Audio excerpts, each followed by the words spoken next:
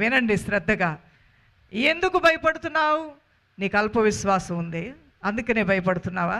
దేవుడు లేడని నువ్వు భయపడుతున్నావా? యేసు నామం నీకు లేదని భయపడుతున్నావా? పరిశుద్ధాత్మ సహాయం నీకు లేదనుకొని భయపడుతున్నావా? దేవుని వాక్యము నీ జీవితంలో ఏ కార్యము చేయలేదేమో అనేటువంటి భ్రమలో ఉండి భయపడుతున్నావా? ప్రభువు సెలవిచ్చిన వాగ్దానము నా జీవితంలో ఇంకా నెరవేర్చబడలేదు కాబట్టి ఇక నెరవేర్చబడదేమో అని ఒక అవిశ్వాసముతో సతమతమైపోతూ భయపడుతున్నావా? బాధపడుతున్నావా? ఈరోజు నీలో ఉన్న భయానికి, ఆందోళనకి, కలవరానికి, చింతకి ఉన్న కారణం ఏంటి దేవుని బిడ్డ? ప్రభు అయిన దేవుడు ఇక్కడ శిష్యులతో అంటూ ఉన్నాడు, గాలి రేగింది కరెక్టే, తుఫాను వచ్చింది కరెక్టే. ఇక్కడ ప్రభు అయిన దేవుడు అంటున్నాడు, ఎందుకు గాలికి భయపడతారు, ఎందుకు తుఫానుకు భయపడతారు, ఎందుకు సముద్రానికి భయపడతారు? నేనున్నాను కదా మీతో. నేను లేకపోతే గాలి మీకు హాని చేస్తుంది. 100% ట్రూ. వినండి శ్రద్ధ.